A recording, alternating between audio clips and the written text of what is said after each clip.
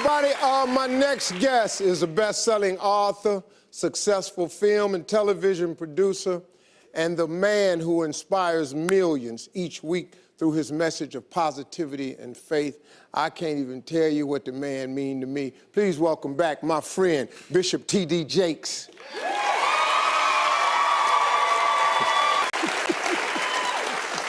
Thank you, man. Appreciate you coming. I'm glad to be here. Man, you've been busy since I last saw you. I have indeed. I'm busy working on MegaFest, and you know about MegaFest. You came and blessed us at MegaFest. And What do you think come through MegaFest total? Well, you know, we were running about 100 and some thousand when we were in Atlanta each day.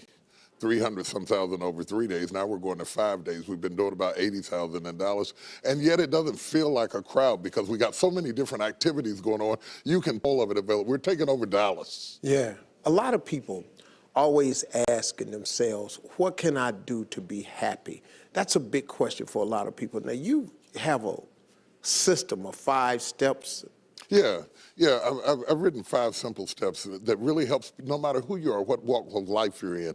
Number 1, you have to own your own happiness. Take it away from other people demanding that they make you happy. Your kids are not going to make you happy. Your spouse is not going to make you happy. A big house is not going to make you happy. Own your own happiness and be responsible for doing those things that bring joy into your own heart, independently of life and people and money and all of that stuff. Right. It doesn't necessarily give you a happiness. You have to take responsibility of that peace and that joy that lives inside of your heart and not inside of your stuff. Wow. Am I right? Yeah. And the second thing that I think people need to do is challenge their own story, because people torment themselves by how they see their life. They've told themselves a story as if it were the truth when it is really a perspective truth. And sometimes you've narrated a story that you beat yourself to death with. Challenge your own story. Change the way you talk to yourself about who you are and what happened to you and what you're going to do in your life. You wrote the script. Change the story. Change the dialogue. You can, am I right? You know? Yeah. The third thing that I think is very important is to enjoy the journey, not the destination. A lot of us delay our happiness. When I get to this level, when I get my degree, when I get the kids, when I get married, I'm going to be happy. Enjoy the journey. Enjoy the whole step, the whole process. Every day that you get up to strive for whatever it is you're after. You know, I'm a goal-oriented guy. Yeah, absolutely. But you don't celebrate when you get to the finish line. Celebrate all along the way. Celebrate all along the way. Yeah, man. You know, that's so true, because I hear people talking about a million, man. When I make $1 million, I'm gonna do this right here. Well, look, if you've been making $25,000 a year, and all of a sudden you're making $100,000 a year, I got news for you, man. You need to go eat a piece of cake and put a candle in it or something, because that's a big jump. And like you say, enjoying the journey is just realizing that there's joy in the process. That, and then I put me on my calendar. Put me on my calendar, because I want my attention too. Because if you don't see yourself as valuable, nobody else will. You know, nobody else will. The other point is make relationships count.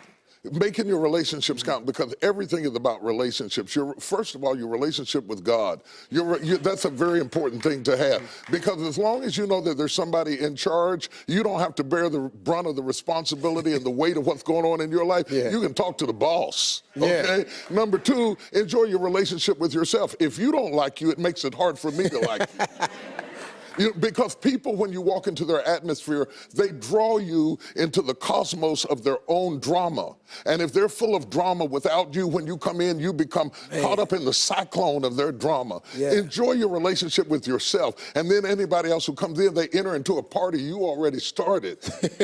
You understand? Yeah. And then the relationship with your kids, the relationship with your spouse, the relationship with your friends, taking time to enjoy the relationships, because there is no fruit. Nature teaches us that there is no fruit without relationships. You cannot be fruitful by yourself in business, in home, in life, in church. I don't care what it is. You are no more than the relationships you surround yourself with, and make sure that those are good ones. The 5th thing, Yeah. No, go ahead. I'm loving it, man. Is this good? Yeah, this is really good. The 5th thing that I really ascribe to is balance work with play.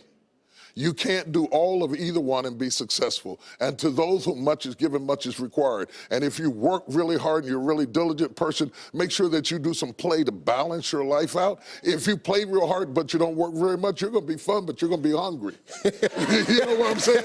You got to balance work with play. You have to balance that with your children. If you're always a disciplinarian, your daddy going to get you when you get home. I don't want to always be the police in the house. Yeah. I want to be the fun guy sometimes. Balancing work with play causes not only for you to be holistic, but for people to get a better perspective of who you are. I get on my Instagram and I put crazy stuff. My kids die.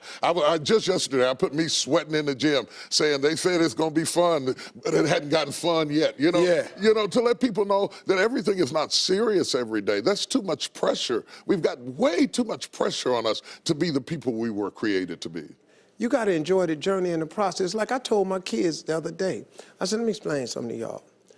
If something happened to me and mama, I want you all to understand, y'all gonna be around the casket crying because I'm not leaving you everything. I'm just not. I'm gonna spend 85% of my income on me and your mama. Right. Yeah. Right. I'm gonna leave about 5–10%. That's it. The rest of the money, me and your mama going somewhere. We can, Dad, we can't go on vacation. No, I want to be just with your mother. Well, here's the thing that people don't understand about children. It is not what you leave to them that makes them great. It's what you leave in them. And if you leave enough in them, you don't have to worry about what you leave to them. If you leave more to them than you leave in them, they will run through everything you left to them. Yeah. But if you leave enough in them, you don't have to leave so much to them because they can go out there and make their own way in life. Cool. I'm glad you said that, because now they ain't getting nothing. Coming up next, Bishop T.D. Jakes has a special story to share with us that proves miracles happen right here on earth. Stay with us. We'll be right back.